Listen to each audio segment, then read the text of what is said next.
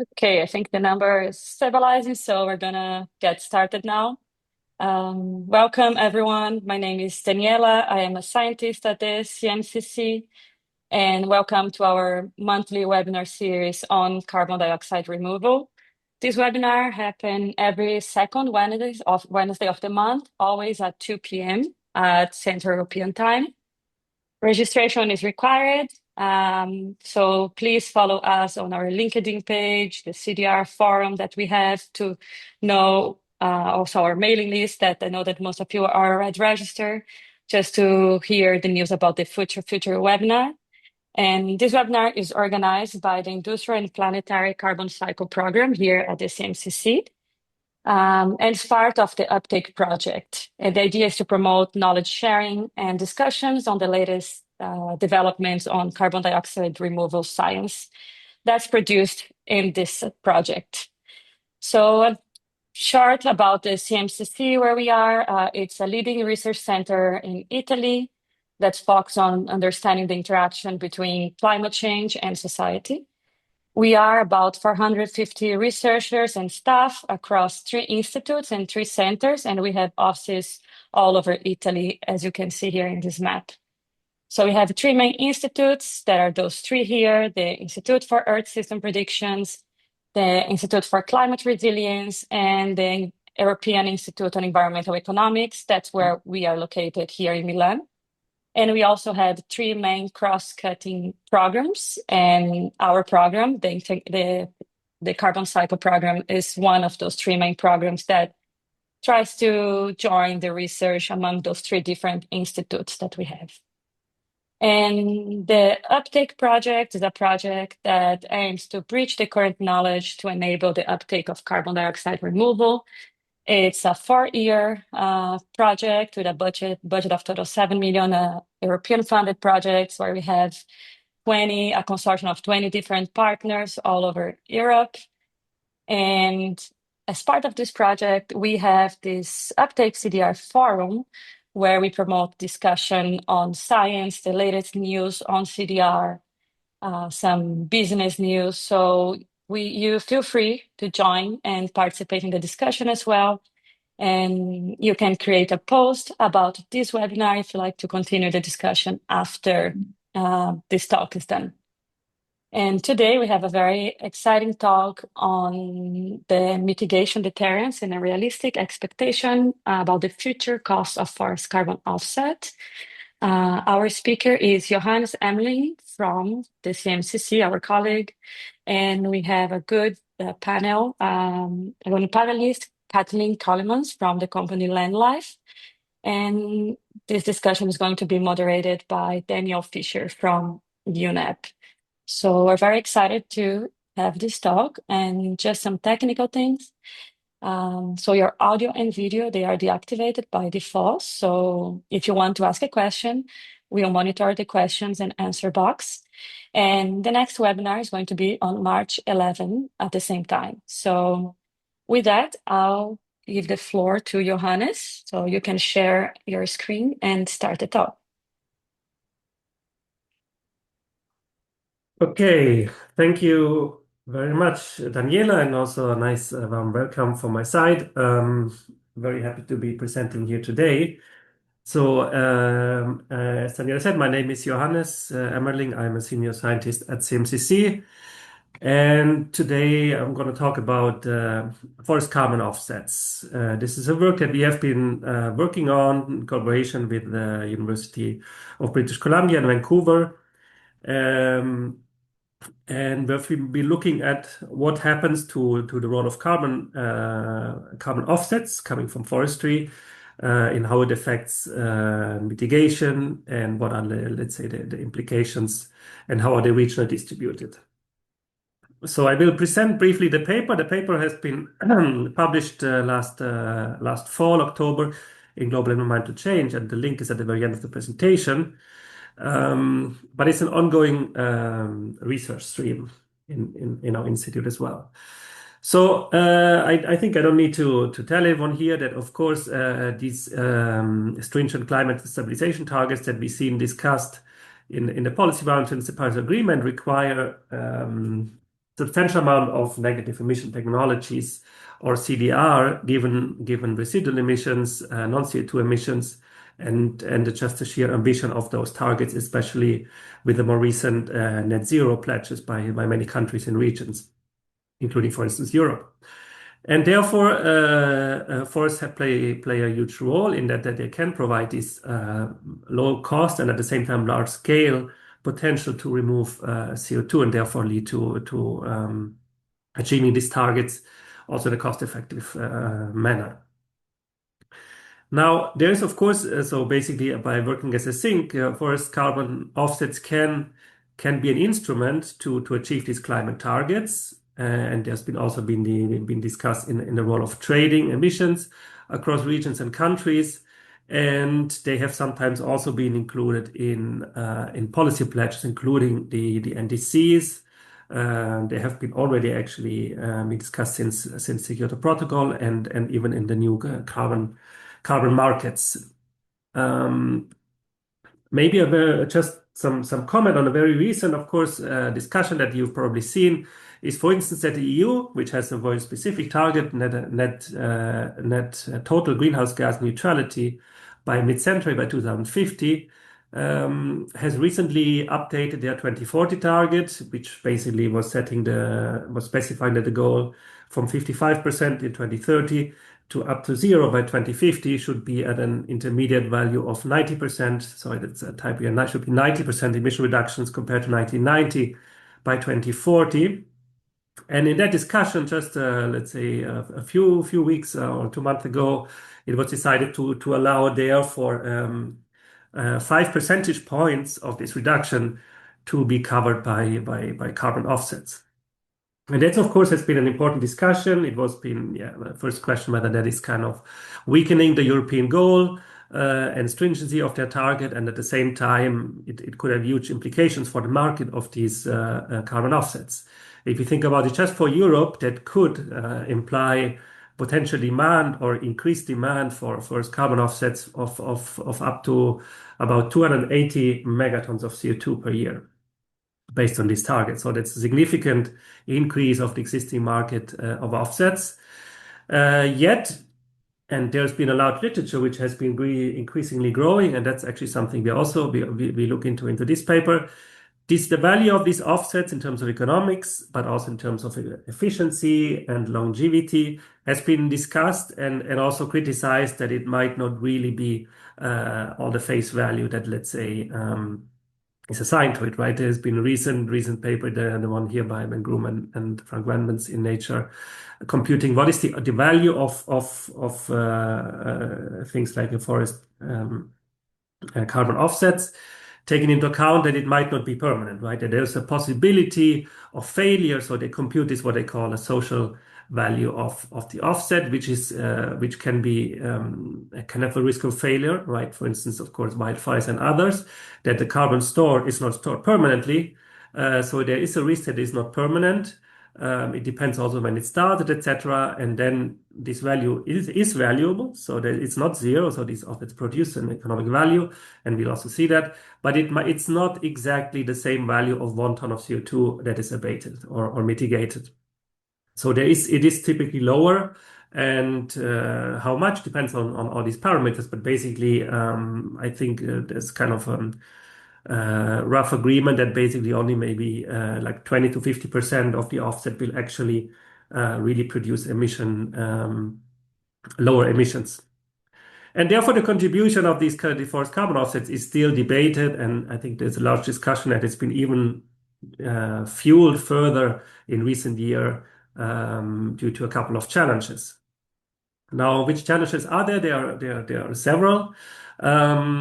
There has been one since the very beginning in that it might be a kind of a strategic element, that it might deter mitigation in the sense that, well, you say, well, if we have this cheap technology which can be easily scaled up, there might be less incentive to have other mitigation options implemented.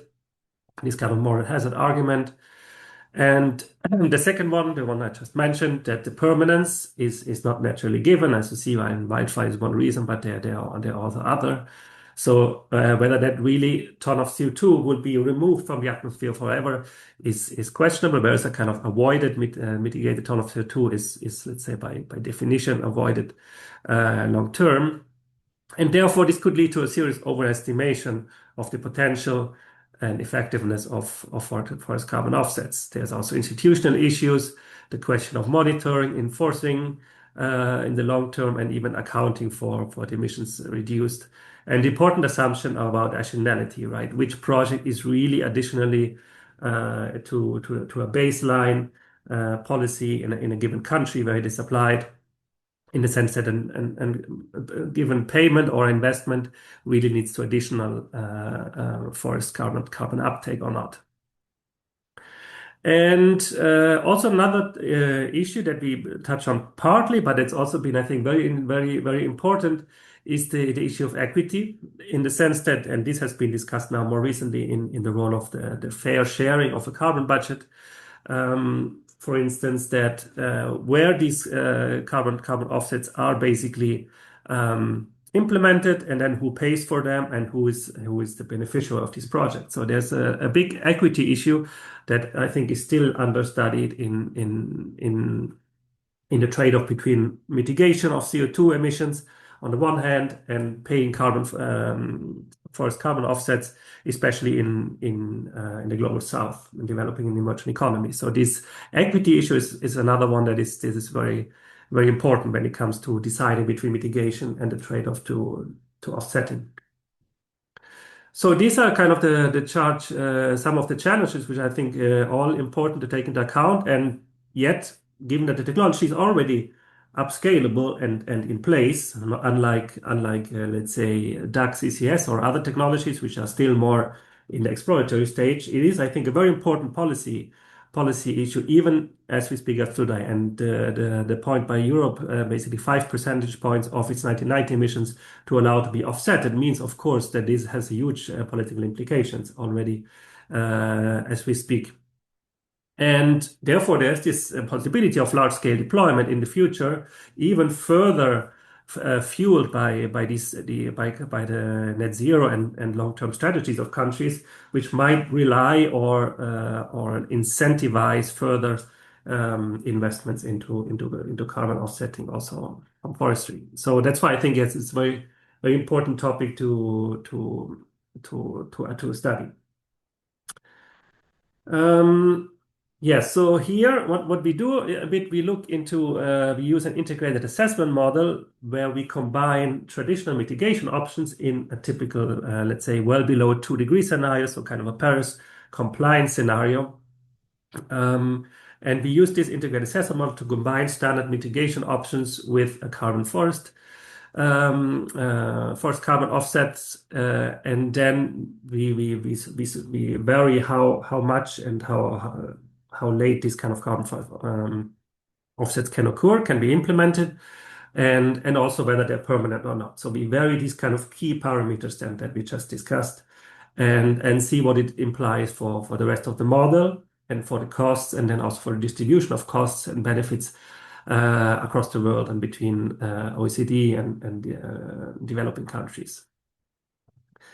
We do so using 2 different scenarios, and we implement them both in an integrated assessment model that is called which is developed and maintained at our institute here in Milan.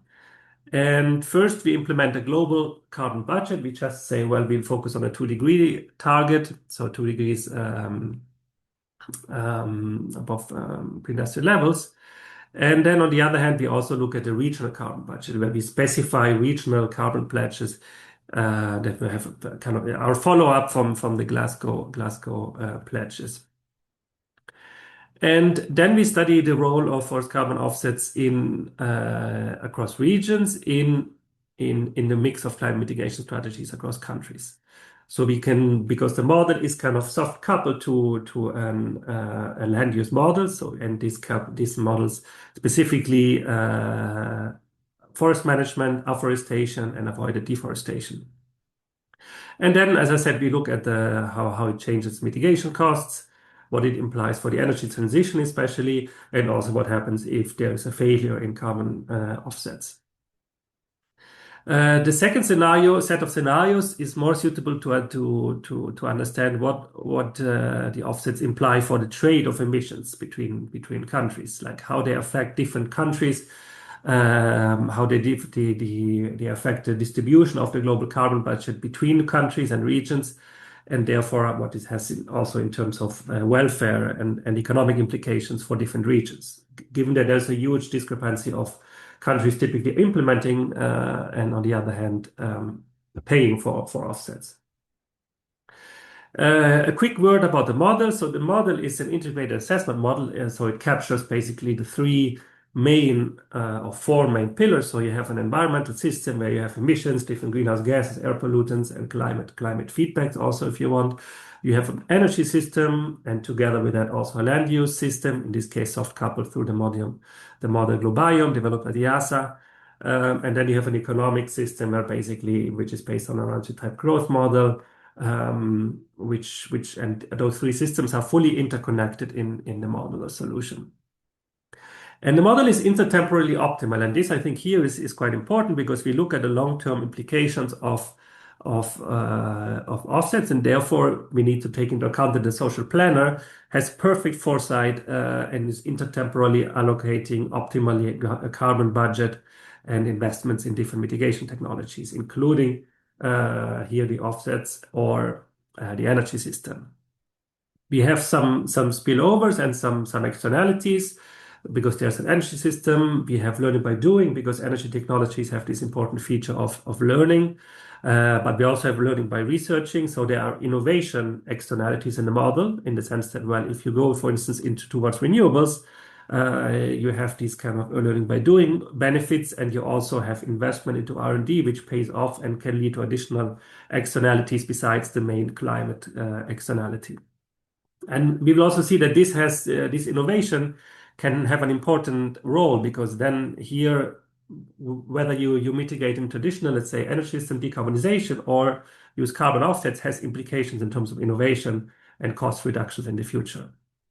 And as it said here, so this therefore matters how much you mitigate in different sectors.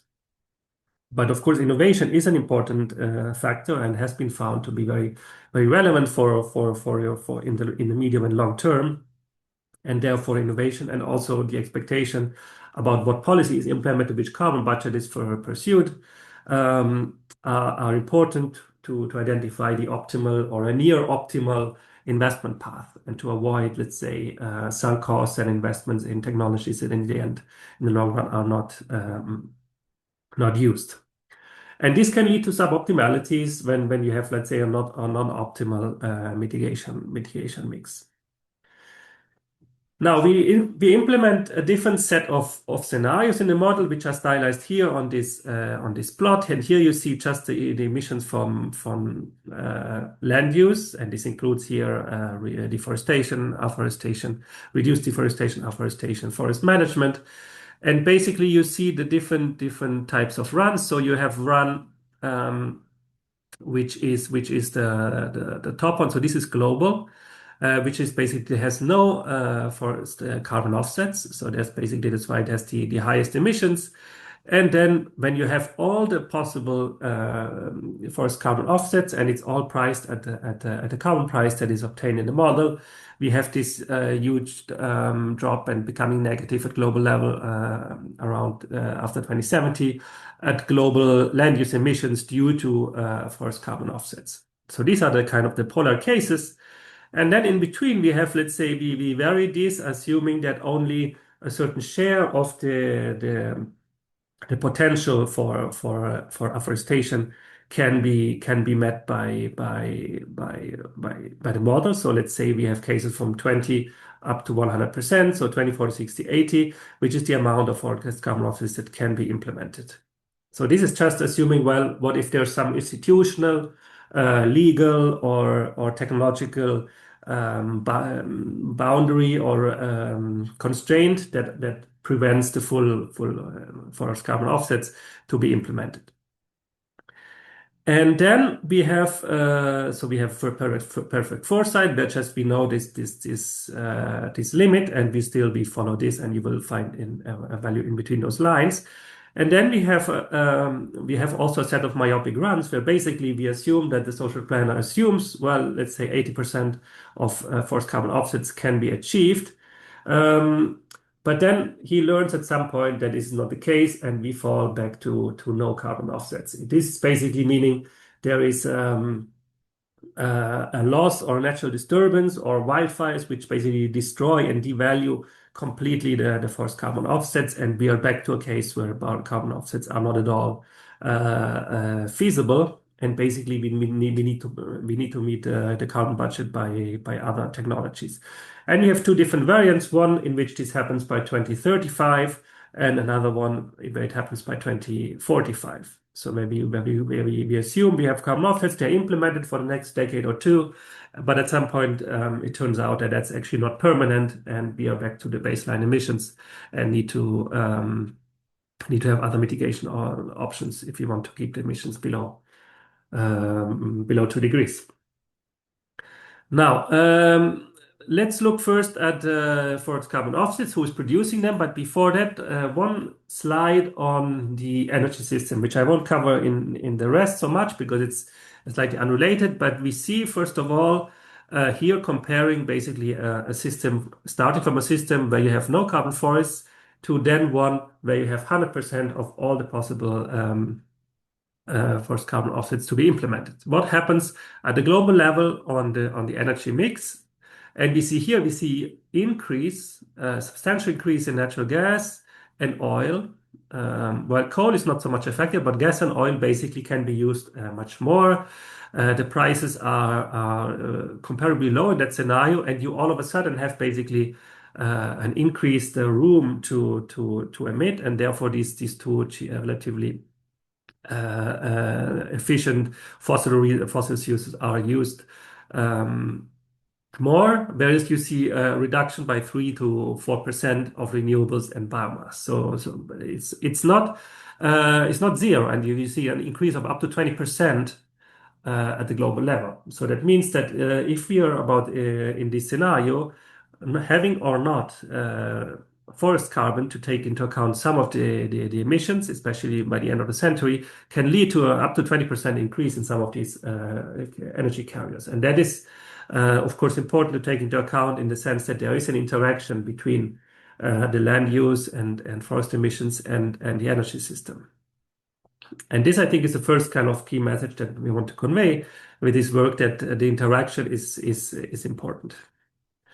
Now, looking a bit more at these forest carbon offsets, first, where it is stored, so where are they implemented, right? Where the things are created, and here we see, of course, as said, we see a huge difference. So this is the cumulative CO2 over the century stored, and which goes up to 250 gigatons of CO2 in non-OECD country, with only roughly $40, 40 gigatons in OECD countries.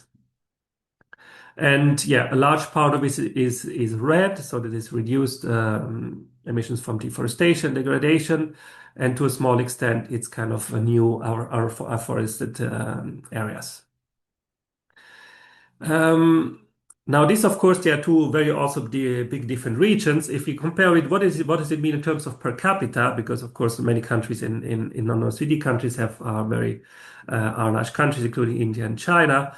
Per capita, we are talking about roughly 30 tons per capita over, again, the full century. And this is surprisingly relatively comparable across two countries, right? Just in OECD countries, the potential is, of course, much lower. In some countries, it's significant, but roughly per capita, you're talking about 30 gigatons over the century, or you can think about it about like roughly half a ton per year of FCOs per person, which is let's say 1/10 of total global of average emissions today. So it's a not insignificant amount that afforestation and reduced deforestation plays in these scenarios. Then we have, as said, we have the scenarios with or without trade. Basically, we can see how this changes if we allow for trade, if we don't allow for trade, of course, there's much less in general because I mean, given that there's no trade allowed, so the afforestation, the credits have to be used for the carbon budgets within the same country or region. We see roughly reduced by one half um, total reduced emissions, and also in terms of per capita, then it becomes much more unequal.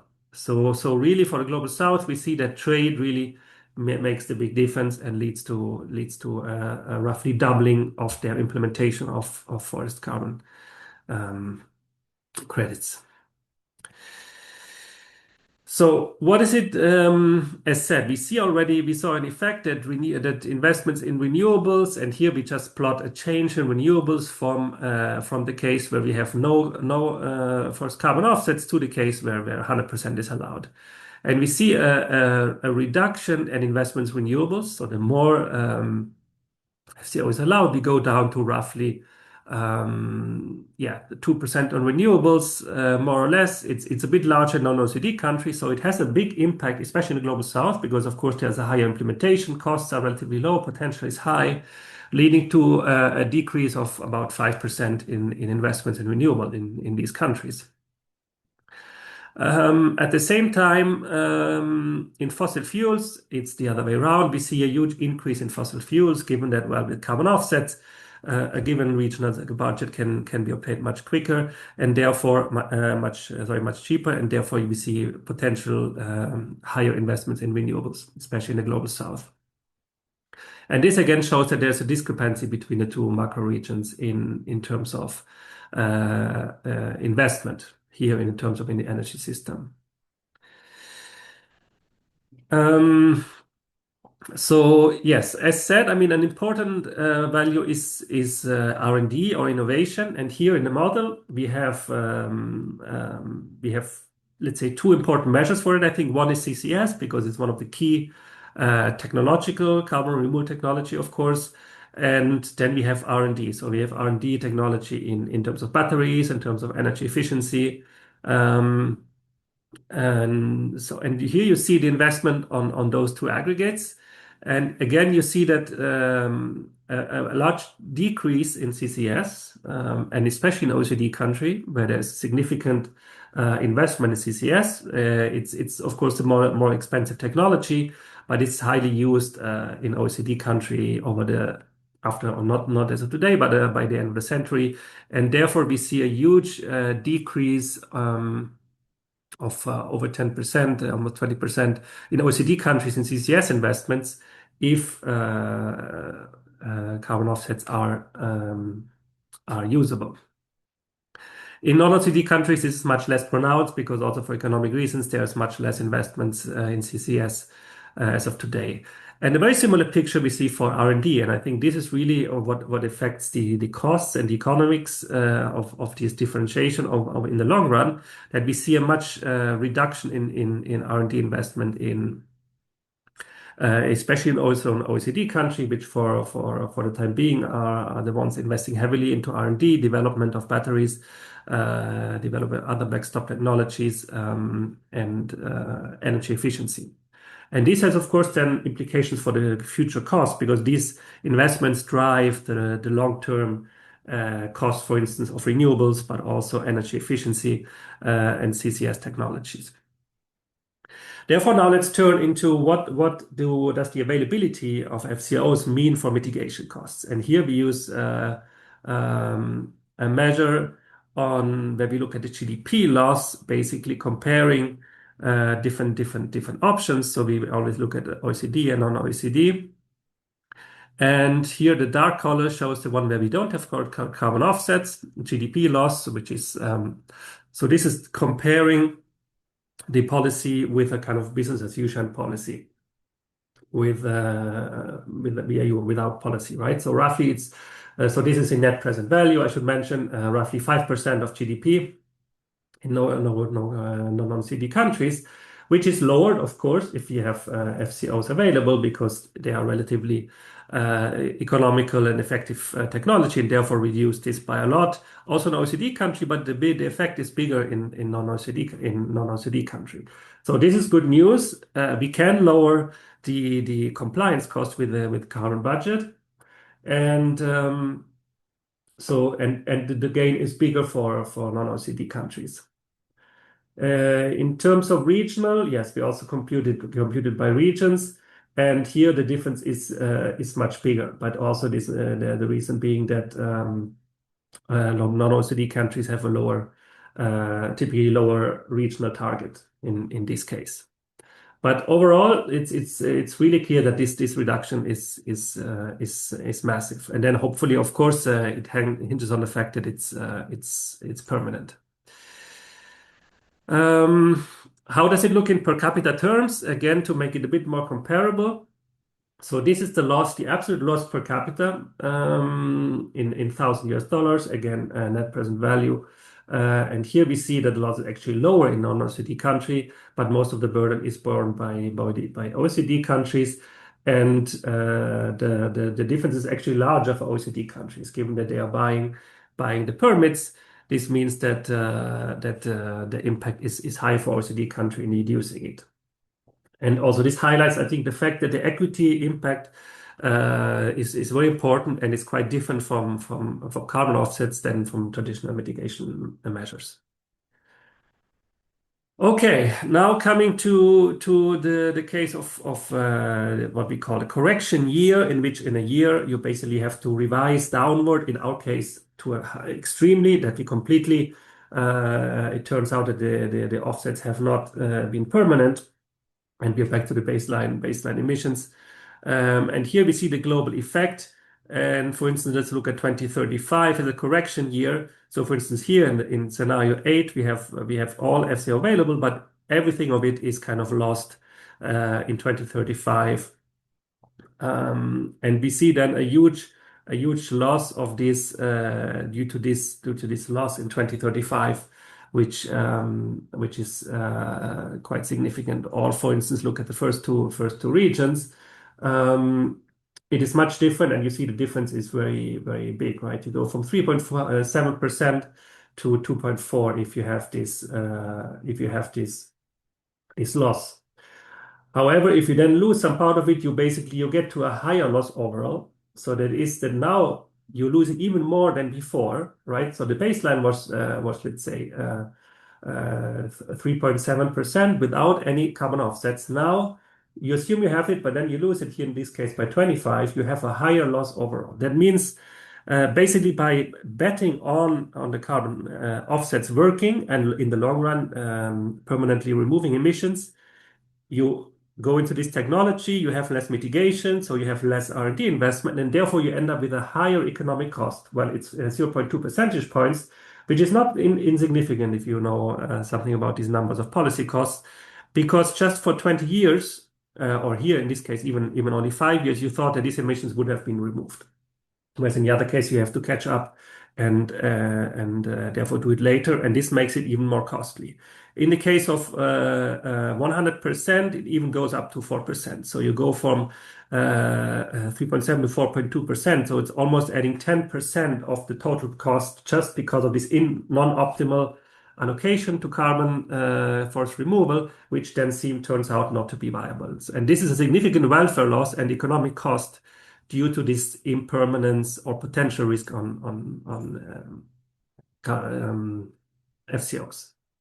I think this is again the other message. We could look at a bit at regional detail, but I also want to give space and time to my lovely speakers and moderators afterwards who know a lot about these topics. So maybe just summarizing a bit the discussions and then concluding before opening discussion. There are potentially important mitigation options, mostly coming from non-OECD countries, so they have important equity implications. They will, of course, are very cost effective. They reduce the cost of mitigation quite a lot, but in the long term, especially if not effective or permanent, could increase the cost of new technologies in the future. And well, here I repeat the numbers, I won't repeat them, but therefore the timing is important, and here the correction could lead to an important increase in welfare loss if we bet on FCOs in the short term, and there might be the risk of long term not obtaining the reduced emission, well, the emission reduction promised. And therefore, yes, to conclude, we see that there's a strong impact actually on investments and also economic aggregates like GDP, different by OECD and non-OECD countries, and is including investments investments on innovation and R&D and CCS. And while there's a strong potential also to help lowering costs, the uncertainty about the disturbances or other issues, including institutional ones, really have an important impact on actual costs and could lead to much significant higher costs in the long run. And therefore, yes, so they could really offset or even more than offset the benefits of this technology. And as said, the paper, you find the link here. There's a large literature, I think recently, I mentioned some of them at the beginning. And yeah, the potential of trade, I should mention, is very important. That's also being important, very much discussed at the COPs. But the welfare metrics, I think, is also very important to mention here. And with that, I hope it was more or less clear. Happy to answer any questions. But now, thanks a lot, and let's give the floor to Daniel or Kathleen. I don't know who goes first. Thank you. Hey, Johannes, in that order. Yeah, thank you very much. Thank you very much for your presentation. Incredibly interesting. And thank you for all the participants who have joined us. I will now swiftly hand over to Kathleen from Land Life to give an overview of her work and some further remarks. So please, Kathleen, over to you. Thank you, Daniel, and good afternoon or good morning, good evening, wherever you're joining from. And thank you for the presentation, Johannes. Let me just quickly share my screen. In order to be able to guide the next part of our discussion, I'm just going to give you a brief introduction on Land Life. So you get a better context of who we are and where we come from. So we are an end-to-end nature tech project developer, and our mission is to help restore the degraded land across the globe through nature restoration projects. Now, what does that mean? Going further, well, from our perspective, we've been around for more than a decade. We're also deeply embedded in both the forest ecology and the scientific landscape and community that is dedicated to forestry and reforestation. So, of course, that is working with the research community on the one hand side, several universities around the globe, including Wageningen University that you may be familiar with right here in the Netherlands, where our headquarters is based, working with regional governments. We have our own scientific advisory board that supports us in some of the more complex questions that we deal with in the sector that we work with. We have a number of patents on different reforestation tools. And we are really happy to be able to work with a whole ecosystem of different parties active in nature tech, in biodiversity measurement, baselining from different perspectives. And of course, working together with a number of the different registries that are out there, including Vera. So far, here you see our team. So far, we have planted over 12 million trees. We've restored almost 17,000 hectares of degraded land, and we're about 65 employees worldwide. We work mainly in the global north. Our first reforestation hub was located in Spain and in Portugal, Iberia. Our second hub is located in Australia. Third one in the United States, and smaller hub in particular in Indonesia. In everything that we do, we work based on a number of different pillars. So we put nature at our core. What does that mean very concretely? If you would walk through one of the projects that we have developed, you'll see that we use a number of different species depending on the ecology that we're in. That may be 5 to 10 different species or well over 30 different species. And we always work with native species. We have a very strong scientific and technological backbone. And as I said earlier, our focus is really on the global north. We use a number of technologies to really design, to execute, and to monitor the different projects that we do. I won't go into detail on all of them today, but I would like to speak to what we call Fast Track. That is the site-specific carbon model that we use to project the amount of carbon that will be sequestered by the newly planted forests that we develop. Yeah, I'll skip this one. I'll go on to the next one. So the model that we have is a model that is on the one hand fed with NFI filtering. It was developed over 20 years ago, or its original version was developed over 20 years ago at Wageningen University by Dr. Koen Kramer. And he decided to actually develop a site-specific carbon model for mixed species reforestation, because he noticed that there were not a lot of models out there at the time that were aiming to work with mixed species restoration. So the model is fed on the one hand side by national forestry inventory data, and then it's actually calibrated per species, interaction of species, the density by stand, and then forecasts are modeled from there on out. Why did we choose to work site-specific? Well, believe it or not, I can imagine that, if you look outside and you, for example, stand right next to a pond, that tree will grow at a different speed than a tree that, for example, is up in the mountains. And I think that is, one of the core pillars of the work that we do. We think it's really important to work with site-specific carbon modeling to improve the accuracy of the work that we do. And we try to share that with others as well. So in Australia, we work together with the National Scientific Institute, the CIRO, and with the University of Melbourne. We published a paper to actually show what the benefits and what the differences are in terms of the site-specific carbon modeling that we do. And that model was also enriched with field data that we collected together with the University of Melbourne.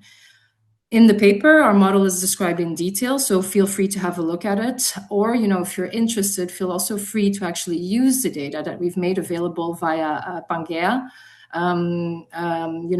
Doing site-specific forest carbon modeling is not an easy thing to do. And we're definitely not the only project developer out there who aims to do this work, which is always progressive, of course. And that's why we're also really happy to share all of that data, so that we as a community can actually benefit and ultimately develop and ultimately get to carbon modeling that is more accurate and in line indeed with the actual carbon capturing happening on the ground. Thank you.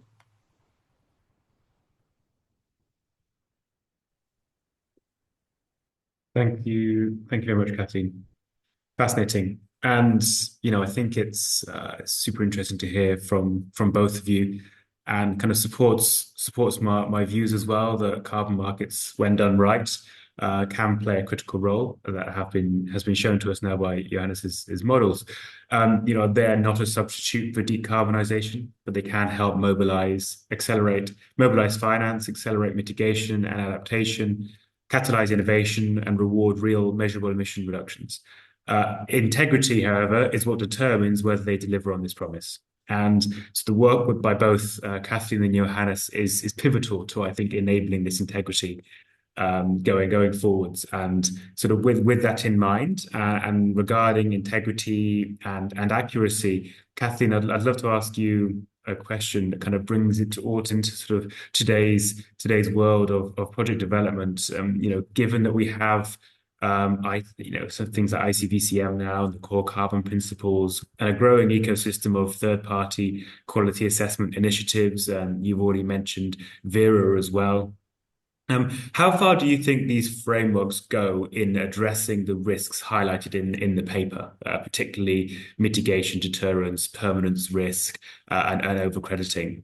Are current quality screens sufficient to ensure that forest carbon projects genuinely complement rather than delay deep carbonization?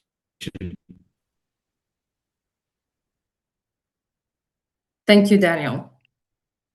I really appreciate the question, because I do think that this market has come a really, really long way, right? A lot has been improved, and I can only speak to our personal experience as a project developer and speak to basically, what we need to do in able to actually get one of our projects registered and certified.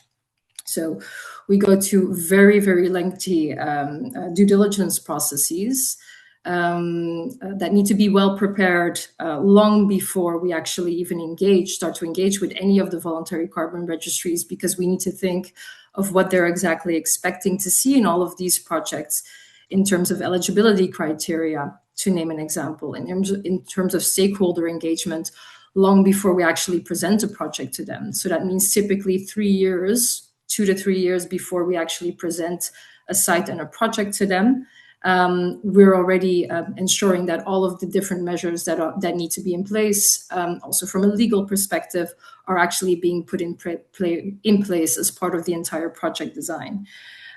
So it really, that due diligence and all the questions that we see from auditors, are related to, the way we plant, the different species we plant. I think that's really obvious. The modeling gets questioned in detail as well. And then, of course, there are also a number of monitoring protocols in place. Ultimately, no credit is issued.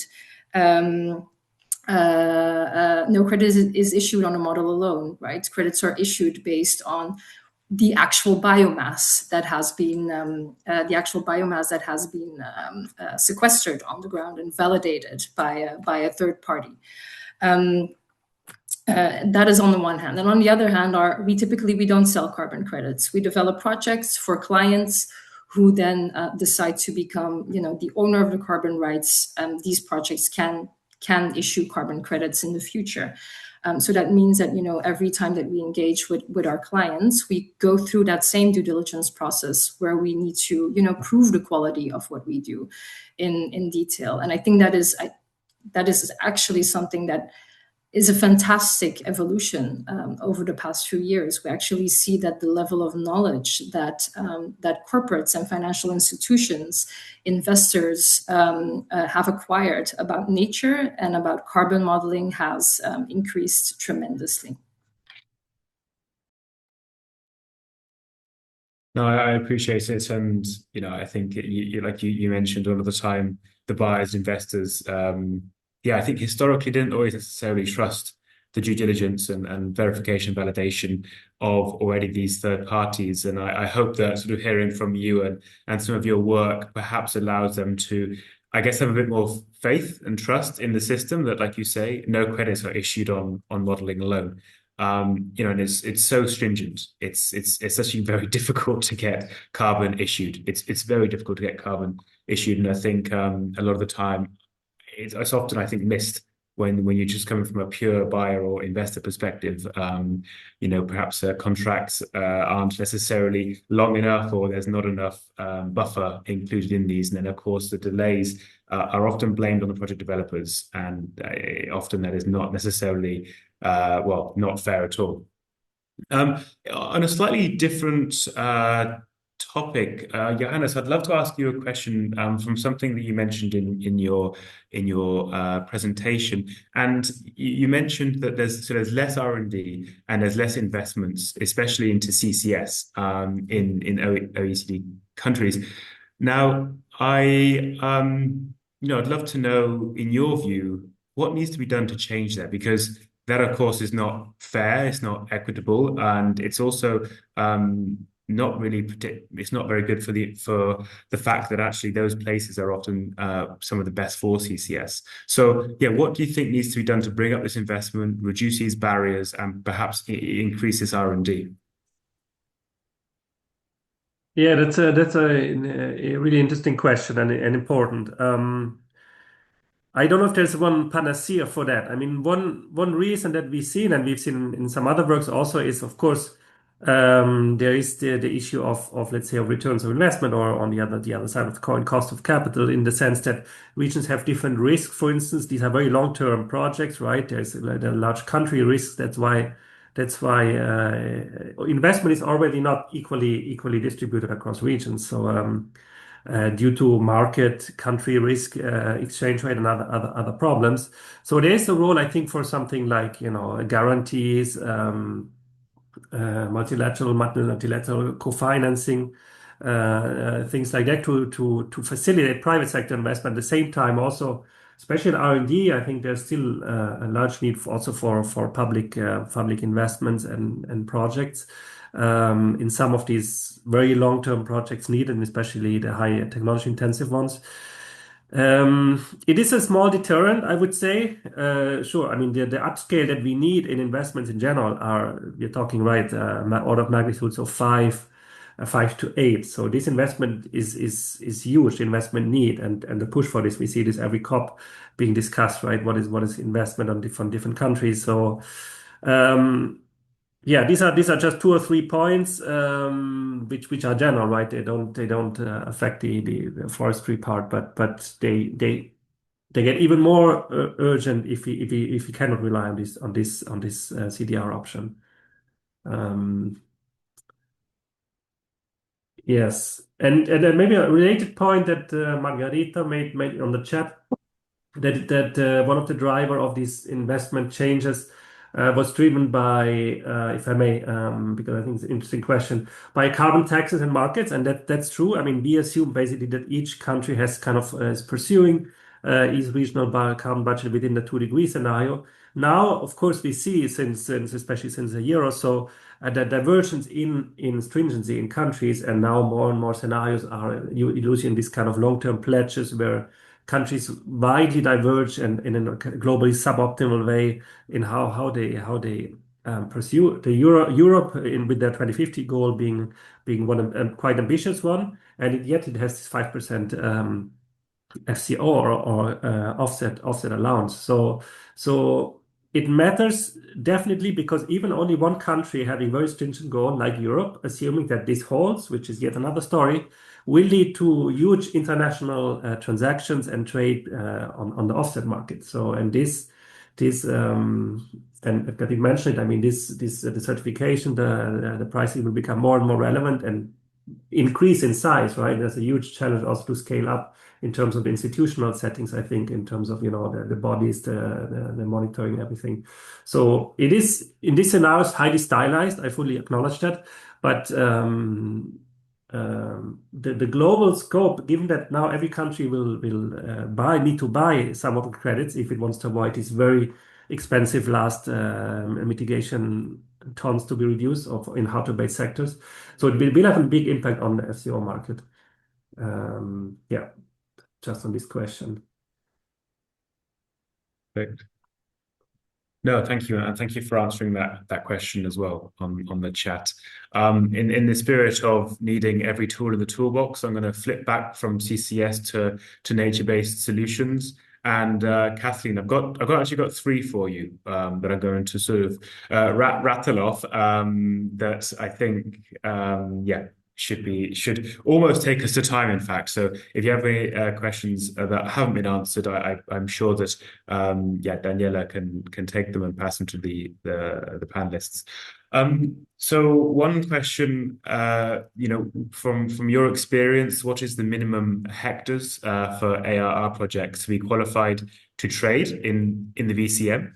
So that's the first question. The next is, what trees do you plant? Now, I appreciate that's multi-species modeling, and the work you do is not necessarily a short answer. Do you restrict to native species, or do you use as well as fast-growing trees, often in commercial plantations, pine, eucalyptus, etc.? And then kind of from a more operational to perhaps a more policy and policy question is, how feasible do you think it is as a reforestation company to ensure that your clients aren't necessarily using the carbon credits for offsetting, so offsetting abatable emissions, but instead moving towards more of a contribution units model to achieve these natural sinks protection and biodiversity enhancement? So 3 different questions, somewhat different in the answers for sure. So please, Kathleen. Okay. So to go for the first one, the minimum size of an AR project. So what is actually traded on the market is a carbon credit. It's not actually the project as such. This is just the business model that we use to finance the work that we do. So from that perspective, I would not be able to give you an indication of the minimum number of hectares because it's actually the carbon credit that is traded. And I hope I'm answering that question sufficiently. In terms of the different species that we plant, well, we plant across 4 different continents. So it is quite a long list of different species that we use and plant, but we plant native species. So to immediately also answer that third question, yes, we do plant eucalyptus, but we plant eucalyptus where it is native, and that is in Australia. So we do not plant eucalyptus, which is considered a fast-growing species in Portugal, for example, used for the paper and pulp industry. We do not plant that in Portugal. In Portugal, we plant native species, including, for example, cork oak, and happy to elaborate further on the different species that we plant via email. And then a third place, I think, and thank you for that question. I really appreciate it. So, it's a very good one. So one of the things that we do is we work together with a host of different clients that have set science-based targets. And they also explain to us what exactly they will be using those carbon units for in the future. So they lay out what their actual reduction strategy is and how to approach that. So most of the clients that we work with already have a solution for their scope 1 and 2, and realize that due to a lack of technology available in the market right now, there are still a number of residual of emissions that they will need to look for, a compensation for outside of their value chain. And that is the reason why they basically start to work together with us. And maybe if we still have 1 second, Johannes, to speak to what you said earlier on the EU budget.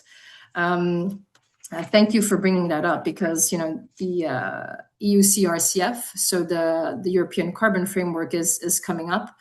And what we're seeing right now is what is included in their afforestation methodology is really extremely stringent.